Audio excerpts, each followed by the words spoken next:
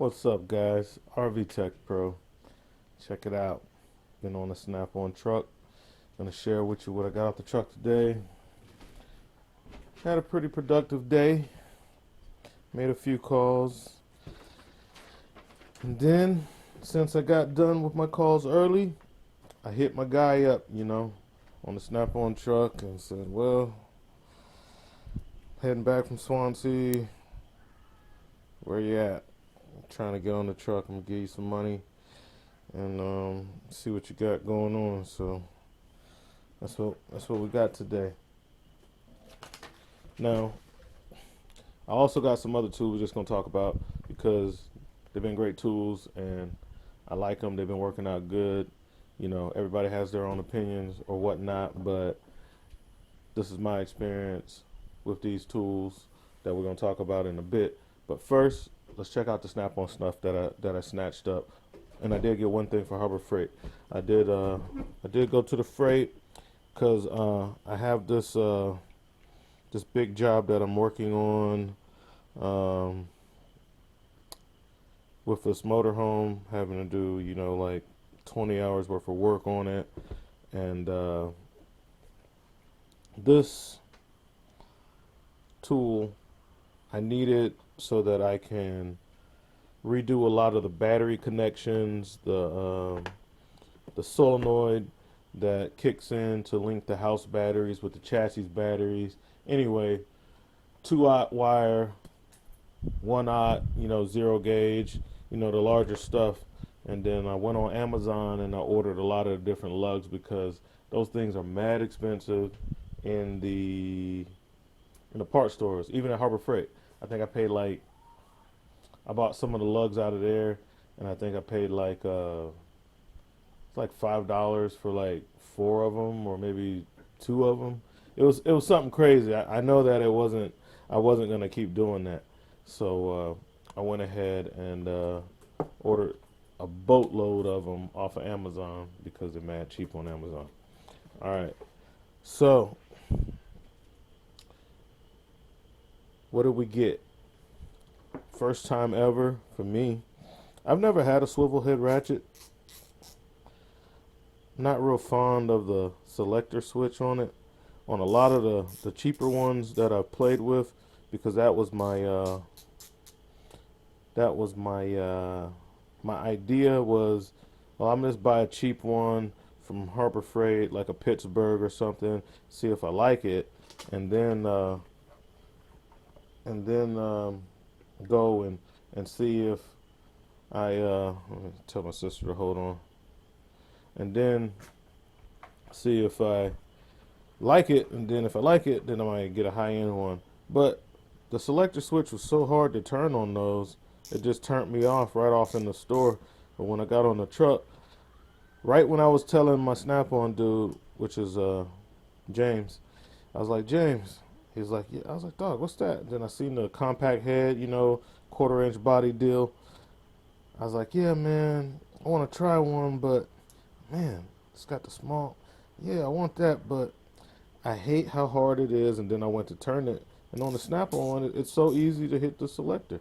So I went ahead and snatched it up, man. So I got this ratchet. What's the part number on that? I don't know if you can see it with the light. Looks like a Foxtrot Hotel Charlie November Foxtrot 72. Alright. So comfort grip. It's in orange. You guys know I really don't care about the colors. Like everything I bought was like different colors today. So but yeah, I'm gonna try this out, see how I like it. Never hurts to add another ratchet. Got to stick with the Snap-on ratchets, like one of a comment said on one of the other videos was when I was going over the trying to get to the bottom of what's the deal with the Mac access lock and flex head. Anyway, the viewer was like, yeah, man, I guess we got to stick with the snappies. Yeah, because we know when we go with the Snap-on, there's no games. They 100% made in the USA all day, every day. That's just how they getting down, and I'm gonna get down with them. All right, got the new shirts for the business. The RV Tech Pro, you know, serving South Carolina, Columbia, and surrounding areas. Also, cop that hat. Got the blackout snap-on hat. Go with the new shirts. That's what these are. Pick these up from the screen printer. They look awesome. Got a jacket that goes with them. It's awesome. Picked up this. This is a CT761 high vis. I love the toggle switches on these. I got an awesome deal on this thing, man. You know, my guy hooked me up. I paid $150. Can't beat it. On the website they go for like $301. Got it for $150. It has like a little smudge from people playing with it on the truck. I'll clean that right off, no problem. All right, and then it also had from getting thrown around in the box and whatnot, had a little mark right there. Hey, it's worth it. You know, half price. Those couple little blemishes, I'll take it all day. He also had a polisher with like little smudges and maybe a little nick or a ding on it. Same price. I thought about grabbing it, but I have a bunch of those little polishing pads and things, and they just fit in a regular drill, so I didn't see the need in buying that. I already have the batteries because I have a lot of the 14.4 tools. What else did I get? Snap-on blowgun. This is made in Denmark. So it's like Germany, close to Germany. So made in Denmark. I don't know who's making these for Snap-on, but lifetime warranty. I gotta put me a fitting in there. I got a box full of brass fittings like that, so I'm gonna look through that. All right. What else did we get? So I bought another pair of neck lights. I hadn't been on the job site lately, and the last time I was out there on that extended job site where I work with the company manufacturing motorhomes. Hadn't been out there in a while. Left my neck lights out there. It's been like 3 or 4 days. I'm like, oh man, I really miss them. So I just bought another pair. Plus, like I tell you guys, if you buy these, you know, Easy Red makes them for Snap-on. I think I might have ordered a pair of the Easy Reds, but they don't pop off. They make this right now. Snap-on still has the copyright, the patent, the contract, whatever. So they're the only ones that get the Easy Red lights that can come off with the magnet, which is super helpful, and I'm super dependent upon that because I've been using them for over a year, and I use them a lot, so they wear out quick. But unlike companies like Knipex, who want to make you pay to use the warranty, I get on Snap-on truck, trade them in, get new pairs, and it's not a problem. That's a real warranty. Speaking of Knipex, with their sucky warranty program, if you buy the Knipex off a Snap-on truck, you can just hand them back to your Snap-on guy, and he'll just hand you another pair, basically what Knipex should be doing. So if you're gonna buy the Knipex stuff and you got a tool truck, go ahead and buy it off the truck, guys, so you don't have to deal with the silly Knipex warranty process to where you gotta wait and pay. I had a guy leave a comment. He's like, "Oh, you're complaining because they didn't give you an apology. You wore them out. Blah blah blah. They make great tools. If they're so great, why do they wear out in 9 months? And then if they're so great, why do you have to pay to send them back in? Because since they're making such great tools, and I have a lot of Knipex tools, if they're so great, then that means that they shouldn't be getting a lot of warranties then, right?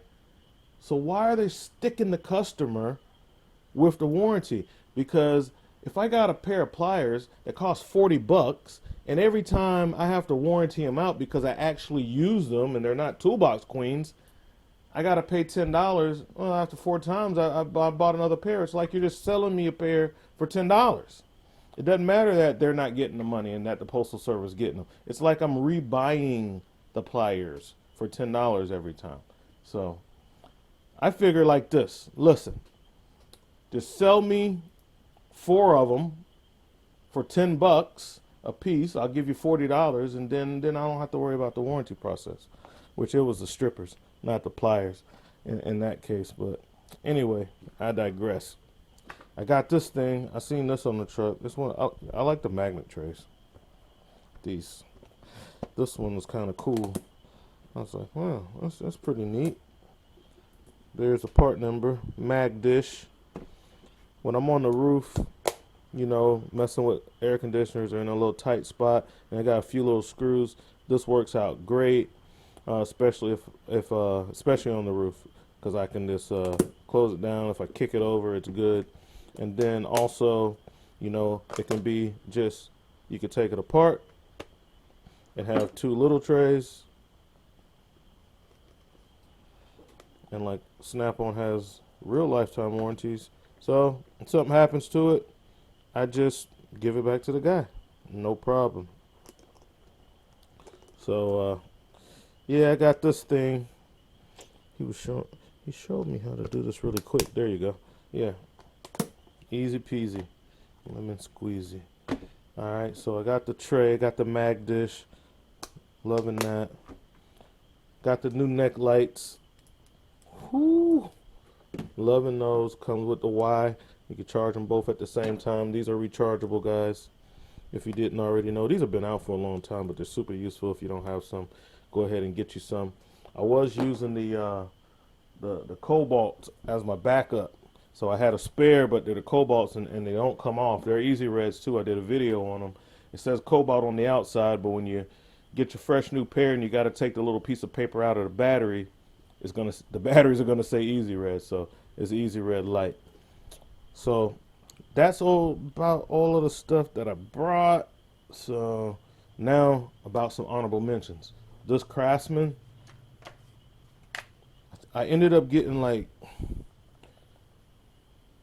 this battery. I bought this battery and a charger for $99 a long time ago, and got this giant radio, job site radio type thing, like pack out type stuff, or you can clip it onto the, but anyway, got the radio for free, which the radio by itself was $199. They're still $199 if you could find them. They discontinued them.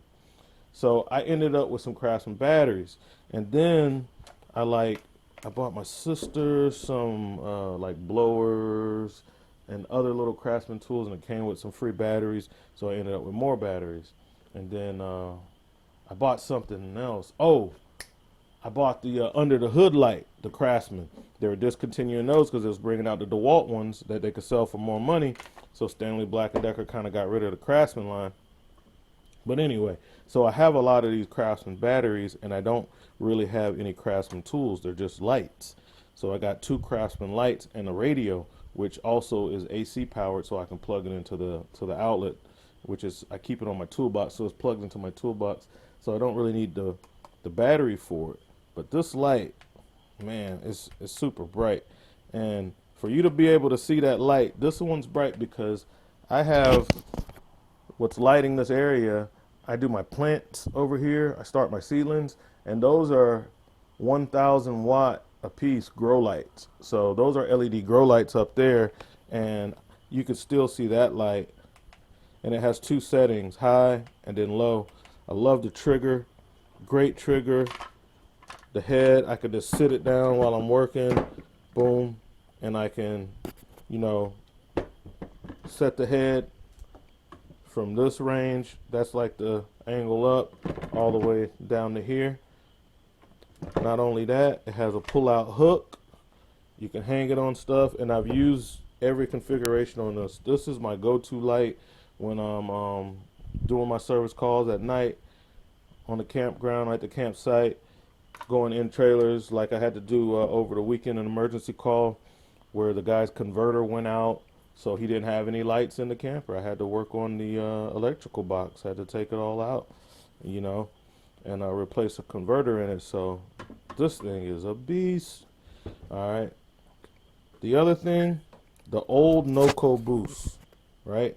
The old one, not the new one, not the X. I'm not down with the X. But this Noco Boost Pro, the GB150, 3000 amps, this thing is awesome. I've used this a whole lot. I jumped off a lot of cars with it. I run, so when I'm working on generators, you need 12 volt for the generator, and if you take the 12 volts away, the generator will shut off. So I ran generators off of this thing. I crank V10s with it, you know, diesel pushers. I hadn't had a problem with it. I keep it charged up. I just used the little, it has only thing, I wish it was USB-C. That would have been nicer. It would have had a better charge rate, but it has these two ports for the in to charge. So it's using the micro USB. I know it's outdated. Everybody's going to USB-C, but it uses that. And people don't like it because it's hard to get it in there. It only goes in one way. But it does have a fast charger. And if you ever let this thing like drop way down because you just keep using it and not charging it, if you let it get too low, it won't charge off of this charger anymore. You have to use the 12 volt fast charger to get it to start working again.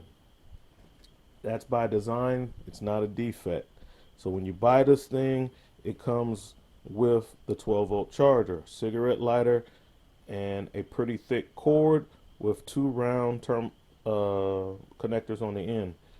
One to fit there and one the other end kind of like that to go into the cigarette thing. Now me, I lost the little cigarette part because it's not a part of the wire. It all comes apart, and I've kind of been suffering with the little slow charger, but how I've overcome it, and I'm just gonna cut that wire and go in the AutoZone and get a 12 volt cigarette thing, cut the end off, and just straight wire together with a couple Wagos. Boom, bam, done. No problem. It won't be able to come apart anymore, so it'll be a permanent 12 volt cable. Maybe they should have made it like that. But anyway, I just leave this in my truck. I don't use the rear seats. I got crew cab, and it has USBs and power and everything back there. I keep this plugged in all the time back there, and I just leave this on there. So it's DC to DC charging. Doesn't take very long. There's no loss between the DC to DC charge. It's 12 volts going into a 12 volt device. And while I'm riding around, you got to understand I'm driving around all day. So I'm in the truck, you know, driving at least 2 or more hours out of the day, and charges this thing up. All right. So this thing is great. The main thing is, see this one, put it in override mode. It has the voltage. So when I put it on the battery, it tells me how dead the battery is before I even turn it on. So I was jumping off a 4 Marine battery bank, Optima batteries, blue tops, and all of the batteries were down to like 2 point something volts. Chassis battery 4 point something volts. I was able to hook this up to that 4 battery bank, still start my generator, go over to the chassis, hook this up to that 4 volt chassis battery. It started up, no problem. And I did that multiple times. And because the battery is so dead, I had to let this stay on that battery bank to keep the 12 volts going for the generator until it got up enough to kick the converter in so the converter can start charging the battery. So I don't care if anybody got to say about these. I hadn't had any problem with them. It's no way I would go buy a teeny tiny one. Why? I don't understand. Why would you buy one that's that big? Why would you even do that? Just get the big one. 3,000 amps. Why get the small one? Just get the big one. So I guess people are having problems with the small ones or whatever. I don't know. I don't have a problem with it. Thing works fine. Kind of weird. Only says like 11.9 volts, but every time I put it on something, it cranks. I'm gonna charge it up overnight tonight. Let's take this thing and plug it into to a USB.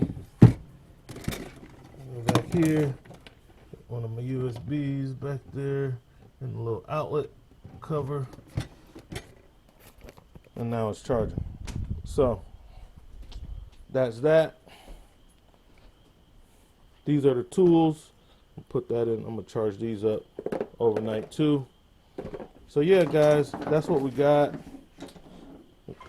He didn't have the new flyer on the truck yet. He has the new flyer. He'll probably put on the truck tomorrow. His assistants did. That's the polisher that he had on there, 150. You know, it was a little dinged up and stuff. No battery, but it does come with all the pads and all the other stuff that comes with the kit. Just not getting a battery with it. I don't know. I might get up with tomorrow. I might go back and buy that. And but nah, this says it came with 2 batteries and a charger. I wouldn't mind having the batteries, but I don't need the charger. I got a couple of those chargers already. But this is the what is this? All right, mid-February through March, the end of March flyer. We'll look through this really quick. Got the impacts. I never pay that for a Snap-on impact. They're too big. They're too bulky for me. I never pay that. The grinder. I don't buy the Snap-on 18 volt tools, period. I don't buy the Milwaukee 18 volt tools. I like Milwaukee. I buy their 12 volt stuff. I like Snap-on. I buy their 14 volt stuff. I only buy DeWalt 18, 20 volt tools. I get that stuff in DeWalt. 40 volt stuff, I go Makita. Alright. Polisher. Thermometers. I wouldn't get that. I want this. I do want this. I do want that. The little mini right angle drill. But I want it in the 14.4. I do want that. The bits are hard to find though. They're threaded on. They're reverse threads. The bits are kind of weird. They're really short and stubby. And I find a lot of uses for those.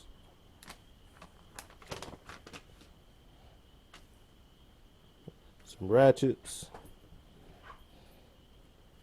What are these? Push-pull spring tools. I don't know what that is, guys. I don't know what it's for. If you do, put it in the comments. You can read. You can read. Snap-on torque wrenches. I've never had a problem with, budget torque wrenches. So I'm not rebuilding engines or doing heads. So I probably won't buy a Snap-on torque wrench. I'm not really a big fan of the digital torque wrenches anyway. But if I have to start doing like certain things that require angle, then yeah, maybe. But I'd buy a used one. I wouldn't buy a new one because they're real pricey, and I wouldn't be using it very much. More ratchets. See, they got some ratchets on sale. Some flex heads. Yeah. Stubby. I got that. I don't have the set, but I have that screwdriver and that shank. And I have a bunch of the Snap-on bits. I have the sockets in Blue Point. I have those. Don't have that. That can kind of come in handy. But I have my Blue Point one has a bit driver and a 1/4 inch ratchet built into one in that kit. So that kind of, I wouldn't need that. I got a lot of stuff in my pockets. I don't think. Well, I don't know. $17. I might try it out and see if it gets used. If not, it's going out of the pocket. Let's see, screwdrivers and stuff, whatever. And then stuff like this, not my industry. I wouldn't buy it, but it's welding equipment for people out there who do use it. I don't know if they're any good or not. I don't know anything about welding. I have to hire out my welding work. Had to do that today, actually. The motorhome that I'm working on, someone stole a catalytic converter. Come on, guys, you gotta stop doing that crap. And had to pay a guy $300 to weld a piece of straight pipe on the thing so that I can work on the camper, you know, take it to the gas station and get gas in its Class A motorhome. You know, the customer needs to be able to take the thing to the gas station, and you can't drive it around town like that. So, yep, had to hire that out. So I didn't make that $300. He did, because I don't weld. Let's see.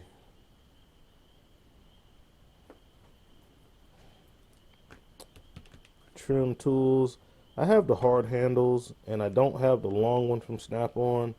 I have the 3-piece set that's like this. I think I paid like 3 years ago. I think I paid like $130 for a 3-piece set and high vis of those. So I see they got the long handle. They don't want too much for them. 2-piece with a little tray for your toolbox, $83. Headlight, tail light tool set. I might have to read up on that. I don't really know I don't really know how that works. I have to kind of read up on that. Seal tools. I'm still using the pick. You know, I'm not really working with them that much. I did order a set one time from Eli, but then I left Camping World and I wasn't there to get them whenever they came in. I wouldn't buy that. I like the under the hood light that I have. I seen a version of this on JDT Co. I think they might have sold out on them now, but they was selling them for a good deal. I don't know if it was close to $200 or not, but he did a video on them. So if you watch a JDT Co video, you'll see when he did a video on a light that looks a lot like that. That one's rechargeable. That's nice. More lights. Sometimes I'm a sucker for the lights, but I didn't buy any lights today. He tried to get me to buy some lights. I didn't buy any lights. Although, I do like this light. I might buy this light because I have a cobalt version of that that's a lot bigger and bulkier. And that thing is nice. That's a good light, man. It's bright. It's nice. It has a magnet on it. You know, it's, yeah, very helpful. I've used it a lot. And because the stick part is so slim, the base part is bulky. The stick part, you know, is flat. I can stick it into like really tight places and stuff. So that's a possibility. Might order that one. Wireless charging, not getting into that. That's not gonna help me out on the road. I need the stuff already charged up. And this is the little case that I got. And see, it's mad cheap. $34 for this guy. The collapsible magnetic dish. And I do have these trays. I have some of these trays in red. I have that tray, that tray, that tray, and a version of that one that folds up with buttons. So I do like my little magnetic dealios. Alright. I was looking at some of these on Facebook Marketplace. People were selling them mad cheap. Used. I mean, like for like $100. I seen one guy selling one that was, you know, you could tell it was used, and he wanted like $50 for it. The one that the guy wanted like $100, it was a soldier, well, an airman out at Shaw Air Force Base, and man, the thing looked brand new. The guy was selling this for like $75. It looked in really good condition. The toolbox, some shop equipment, fans, and some test leads and stuff. Their test leads are way too expensive for me to buy. I get mine off of Amazon. I get the silicone leads, guys. They're good. That's all we got for now. That's the tool haul. You see it. We did it. I'll catch you guys later. RV Tech Pro out.